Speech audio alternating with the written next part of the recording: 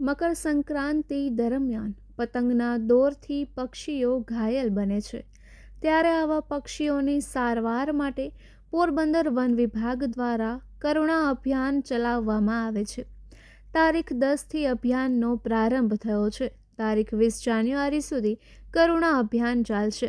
પક્ષી અભયારણ્ય ખાતે ઈજાગ્રસ્ત પક્ષીઓની સારવાર માટે ખાસ ઓપરેશન થિયેટરની સુવિધા ઊભી કરવામાં આવી છે. મકર સંક્રાંતિના પર્વને હવે ગણતરીના દિવસો બાકી છે, ત્યારે પતંગના દોરથી પક્ષીઓ ઘાયલ થાય છે, જેની સારવાર માટે સરકાર દ્વારા કરુણા અભિયાન શરૂ કરવામાં આવેલ છે. વન વિભાગ દ્વારા પક્ષી અભયારણ્ય ખાતે તારીખ 10થી કરુણા અભિયાનનો પ્રારંભ કરાયો છે. તારીખ 20 જાન્યુઆરી સુધી કરુણા અભિયાન ચલાવવામાં આવશે, જે માટે વન વિભાગે પક્ષી અભયારણ્ય ખાતે પશુ તબીબોની 4 ટીમ તૈયાર રાખી છે. આ અભિયાનમાં પશુ તબીબો, વિવિધ સંસ્થાઓ, પ્રકૃતિ પ્રેમી વ્યક્તિઓ જોડાશે. જિલ્લામાં વિવિધ વિસ્તારમાં પતંગના દોરથી ઘાયલ થયેલ પક્ષીઓ, અકસ્માત, શોર્ટ સર્કિટ કે પેરાલિસિસ થયેલ પક્ષીઓને રેસ્ક્યુ કરી લાવવામાં આવશે અને પક્ષી અભયારણ્ય ખાતે ઘાયલ પક્ષીઓની સારવાર કરવામાં આવશે. હાલ પણ ઈજાગ્રસ્ત પક્ષીઓ સારવાર માટે આવી રહ્યા છે, ત્યારે ઈજાગ્રસ્ત બનેલ પક્ષીઓ માટે પક્ષી અભયારણ્ય ખાતે ખાસ ઓપરેશન થિયેટર બનાવવામાં આવ્યું છે અને જરૂરી દવા, ઇન્જેક્શન, બાટલા રાખવામાં આવ્યા છે. વિવિધ વિસ્તારમાં પતંગના દોરથી ઘાયલ થયેલ પક્ષીઓના રેસ્ક્યુ માટે વન વિભાગના રેસ્ક્યુઅર તેમજ વિવિધ એનજીઓના સભ્યો દ્વારા રેસ્ક્યુ કરવામાં આવશે. પતંગના દોરથી દર વર્ષે મોટી સંખ્યામાં પક્ષીઓ ઈજાગ્રસ્ત બને છે.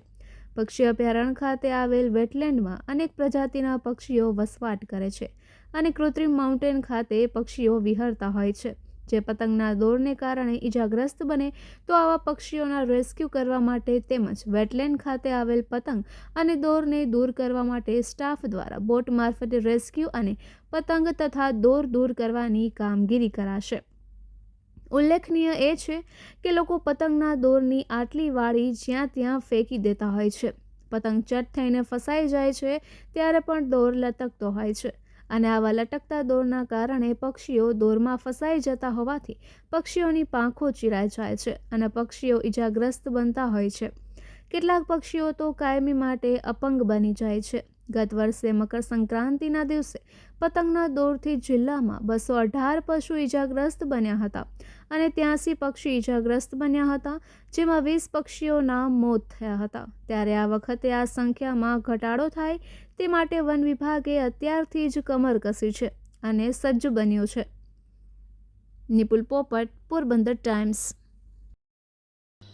કરુણા અભિયાન દરમિયાન કોઈ ઘાયલ પશુ પક્ષી આપણને જોવા મળે તો ગુજરાત વન વિભાગના ટોલ ફ્રી નંબર 1926 ઉપર તમે કોલ કરી શકો છો.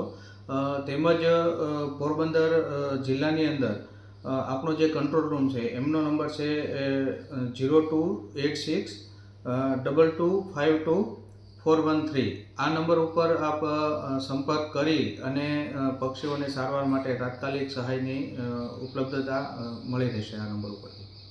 નમસ્તે મિત્રો, ગુજરાતીઓનો પ્રિય તહેવાર મકર સંક્રાંતિ આવી રહી છે, ત્યારે રાજ્યના મૃદુ અને મક્કમ મુખ્યમંત્રી ભૂપેન્દ્રભાઈ પટેલની પ્રેરણાથી રાજ્યના વન વિભાગ અને પશુપાલન વિભાગ મારફતે પક્ષીઓને બચાવવા માટે કરુણા અભિયાનનો તારીખ 10થી તારીખ 20 જાન્યુઆરી સુધી પ્રારંભ કરવામાં આવ્યો છે.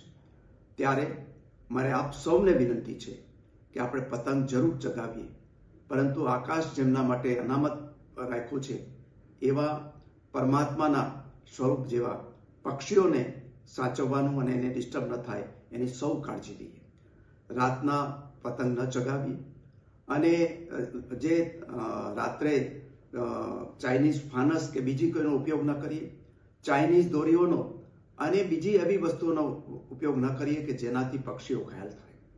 અને જો પક્ષીઓ ઘાયલ થાય તો આપ સૌને મારી વિનંતી છે કે આ કરુણા અભિયાન હેઠળ આપ સૌ જ્યાં પણ પક્ષીઓ ઘાયલ થતા હોય ત્યાં જે કરુણા વાન છે આપણું તે 1962માં ફોન કરીને એને સૂચના આપો, જેથી આવીને પક્ષીઓને રેસ્ક્યુ કરી જશે અને એને સારવાર પણ આપશે.